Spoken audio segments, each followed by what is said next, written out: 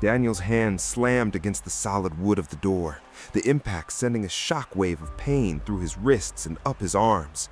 The lock clicked with a mocking finality, and through the grain of the aged timber, he heard the faint, receding echo of footsteps, slow, deliberate, confident. The professor's footsteps.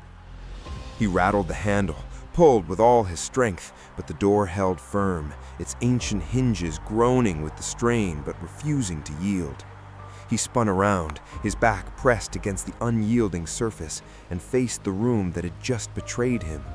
The dust was gone, the decay had receded, and the room now looked exactly as it must have been 20 years ago, a tidy student's dormitory, with a neatly made bed, a desk cluttered with textbooks, and a single photograph on the nightstand. The photograph was of Elena, smiling at the camera, her eyes bright with the innocence of youth. But beside the photograph, there was something new, a small leather-bound journal, its pages yellowed and cracked with age. Daniel crossed the room, his hands trembling, and picked up the journal.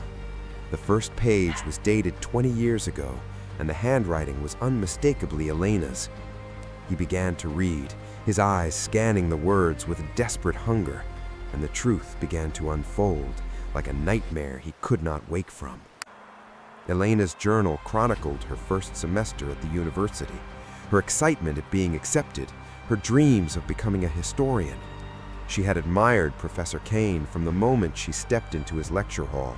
He was brilliant, charismatic, and deeply respected by his students. But as the weeks passed, Elena began to notice things that did not fit. A strange, obsessive interest in a specific period of local history, a collection of old photographs that he kept locked in a cabinet, and a peculiar habit of inviting certain students to his office for private tutorials. Elena had been one of those students. She had initially been flattered, but the tutorials had grown increasingly unsettling. Professor Kane had asked her questions about her childhood, her fears, her deepest secrets. He had told her that she was special, that she had a spark that he wanted to study. Elena had written in her journal that she had begun to feel like a specimen, a butterfly pinned to a board. The entries grew shorter, more frantic, and the final entry, dated the night of her disappearance, read, "He told me I was his favorite. He said I would never leave. I think I know what he meant now. If anyone finds this, please do not let him win." Daniel closed the journal, his heart pounding with a cold, righteous fury.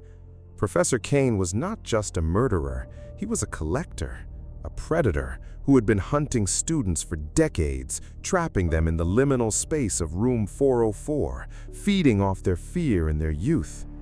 Elena was not dead, not in the conventional sense. She was suspended, trapped in a loop of memory and terror, her consciousness preserved like a fly in amber. But why had Kane chosen Daniel? What made him special? The answer came to him as he turned the journal over and saw a faded inscription on the back cover. "For D, you are the only one who can set me free." Daniel stared at the initial, his blood running cold. He had never met Elena, had no connection to her, but the journal was addressed to him, written before he was even born. How could Elena have known he would come? The question was a knife twisting in his gut, and he knew that the only way to find the answer was to escape this room and confront the professor directly. He searched the room for any possible exit, pushing against the walls, checking the window, but the window was painted shut and the walls were solid. And then he remembered the tapping, the pattern of 3 beats, a pause, then 2. He knelt by the wall that separated his room from 404, and he tapped the same pattern, 3 beats, pause, 2. The wall responded. A section of the plaster near the floor slid open, revealing a narrow tunnel that had been hidden behind the paneling. Daniel peered into the darkness, his breath catching in his throat. The tunnel was just wide enough for a person to crawl through, and it smelled of damp earth and something else, something metallic like old blood. He had no other options, so he slipped into the tunnel, pulling the panel closed behind him. The space was claustrophobic, the walls pressing in on him from both sides, but he forced himself to move forward, his hands scraping against the rough surface. He crawled for what felt like hours, his sense of direction completely disoriented, until he reached a dead end. A wooden ladder led upward, and above it he could see a sliver of light filtering through a trapdoor. He climbed the ladder, his muscles screaming with exertion, and pushed the trapdoor open. He emerged into a vast, dusty attic that stretched the length of the entire hostel building, its rafters crisscrossed with cobwebs and its floor littered with forgotten relics, old trunks, broken furniture, and stacks of yellowed newspapers. But it was the far wall that caught his attention. It was covered with photographs, dozens of them, all of young men and women, their faces frozen in time, their eyes empty and lifeless.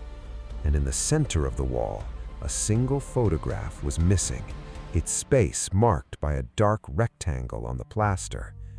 Daniel realized with a jolt that he was looking at the professor's collection, a gallery of his victims. He walked toward the wall, his footsteps echoing in the cavernous space, and he recognized a face among the photographs. It was the warden, but younger, her hair dark and her eyes full of a fire that had long since been extinguished. She was one of them. She had been a victim, but she had survived, or at least partially survived. Daniel understood now why she had been so reluctant to talk, why she had warned him away from room 404. She knew what the professor was capable of because she had experienced it firsthand. He reached out and touched the frame of a photograph, and as his fingers made contact, he heard a soft, whispering voice behind him. "You found my gallery, Daniel. I must admit, I am impressed." He spun around, and there stood Professor Kane, not in his academic robes, but in a dark coat, his silver hair slicked back and his eyes gleaming with a cold, predatory light. In his hand, he held a leather case, the same one Elena had described in her journal. "You are more resourceful than the others," Kane continued, his voice smooth and unhurried. "But resourcefulness is not enough to save you. You see, Daniel, you are special. You have a connection to Elena that you do not yet understand. She was my favorite, and she is the only one who has ever managed to reach out from beyond the veil. She has been waiting for someone like you, someone with the same bloodline, the same gift. Your grandmother was Elena's sister, and she passed that gift down to you. That is why you could hear her tapping. That is why you could see her. And that is why I need you." The words hit Daniel like a physical blow, the revelation of a family secret he had never known. His grandmother, who had died when he was a child, had never spoken of a sister. His parents had never mentioned it. But as the pieces clicked into place, he realized that Elena had not been a stranger. She had been his great aunt, a ghost who had been reaching out for family for 2 decades, waiting for someone who could finally hear her. Daniel's voice was steady, but his hands were shaking. "You trapped her here. You trapped all of them. Why? What do you gain from it?" Kane's smile widened, a predator's grin that revealed teeth too white and too sharp. "I gain time, Daniel. I gain youth, the memories, the emotions, the vitality of my subjects. I draw them into myself. I have been alive for over a century, and I have been perfecting my craft for 70 years. Elena was the first to resist, the first to fight back, and the first to hide a part of herself from me. She has been hiding in the walls of this hostel, waiting for a way out. And now, with you, I can finally extract what she has been keeping from me. You are the key, Daniel. You are the lock, and you are the door." Daniel took a step back, his mind racing, his body coiled with the instinct to flee. But he knew he could not outrun Kane, not in this attic, not with the professor's decades of experience hunting his prey. He needed to buy time, to find a way to turn the tables. If you take me, what happens to the others? Are they lost forever? Kane's expression flickered, a shadow of impatience crossing his features. They are lost, Daniel, but they are not gone. They live in the corridors of my mind, in the echoes of their own memories. They are not suffering, they are simply preserved. But you could save them if you wanted. You have the gift. You could release them, all of them, and they would finally know peace. But that would require you to sacrifice yourself, to take their place. Are you willing to do that? The question hung in the air, a test of Daniel's character, of his willingness to sacrifice himself for a collection of strangers. He looked at the photographs, at the faces of the young men and women who had been stolen from their lives, and he felt a surge of empathy that burned through his fear. Yes, he said, his voice quiet but firm. I will take their place, but you have to let Elena go first. You have to give her peace. Kane's eyes widened with a genuine surprise, a crack in the mask of his composure. He had not expected Daniel to accept the bargain so readily. You would do that? You would trade your life for a woman you never knew? A woman who is barely more than a memory? Daniel met his gaze, his voice unwavering. She is my family, and you have kept her imprisoned long enough. Let her go, and I will give you whatever you want. Kane studied him for a long moment, his head tilted, his fingers drumming against the leather case. Very well, he said, his voice soft and almost gentle. I accept your terms, but you must understand, Daniel, that once you take her place, there is no return. You will become a part of my collection, a memory preserved in amber. Are you prepared for that? Daniel nodded, his heart pounding, but his resolve unshaken. Kane reached into his case and pulled out a small silver object, a tuning fork, its prongs vibrating with a low, resonant hum that seemed to echo in the bones of the attic. He struck it against the edge of the case, and the sound filled the room, a frequency that seemed to peel back the layers of reality itself. Daniel felt his consciousness begin to fray, his thoughts becoming indistinct, his sense of self dissolving like sugar in water. He reached out and grabbed the nearest photograph, the one of Elena, and held it to his chest, his final act of defiance. The room spun. The colors bled into one another, and Daniel felt himself falling through a vortex of time and memory into the depths of the professor's collection. But as he fell, he felt a hand grasp his own, Elena's hand, cool and strong, pulling him upward. He opened his eyes and found himself standing in a sunlit meadow, the grass swaying in a gentle breeze, the sky an impossible shade of blue. Elena stood beside him, her face no longer hollow with fear, but radiant with a peace that had been denied her for 2 decades. "You saved me," she said, her voice filled with wonder. "You broke the cycle. You are not trapped, Daniel. You are free." He looked at his hands, at the fading photograph he still clutched, and he realized that he had done no one else could. He had broken through Kane's hold by refusing to be consumed. The tuning fork's hum faded, the attic returned, and Daniel was once again standing in the dusty space, his body intact, his mind clear. Kane stood before him, his face contorted with rage and disbelief. "Impossible," he hissed. "No one has ever resisted the transfer." Daniel smiled, a smile that was born not of triumph, but of a deep, abiding certainty. "You told me I was special," he said. "You were right, but you were wrong about why.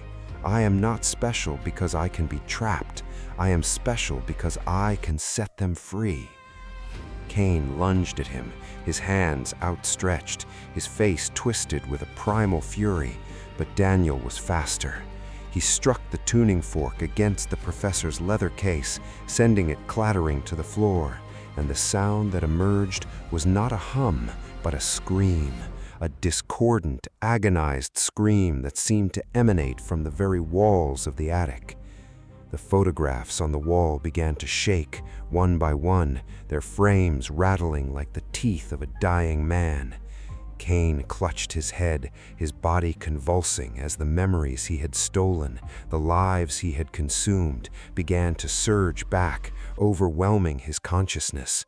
He fell to his knees, his screams fading to whimpers, and as he collapsed onto the dusty floor, the photographs fell silent. The souls of the victims, the hundreds of young men and women he had trapped, were finally free. Daniel looked down at the professor's still form, his heart heavy with a sorrow that was not his alone. He had won, but the cost had been incalculable. He walked to the wall, to the empty space where Elena's photograph had been, and he saw a single word scratched into the plaster: "Thank you." He did not know if Elena had found peace, did not know if the others had moved on to whatever lay beyond, but he knew that the nightmare was over. He climbed down from the attic, walked through the silent corridors of the hostel, and left the key to room 404 on the warden's desk. She was waiting for him in the lobby, her eyes bright with tears she had not shed in years. "You did it," she whispered. "You set us all free." Daniel nodded, his voice hoarse with exhaustion. "It is over, but I need to know how many more rooms, how many more secrets are still hiding in this building." The warden's gaze dropped, and he knew that the answer was far from simple. As he walked out into the cold morning air, he heard a faint tapping from a window on the 3rd floor, a pattern of 3 beats, a pause, then 2. He did not stop. He could not, but he knew that the hotel, like the professor's collection, had a hunger that would never be fully satisfied, and that somewhere, in a room that did not exist, another voice was waiting to be heard.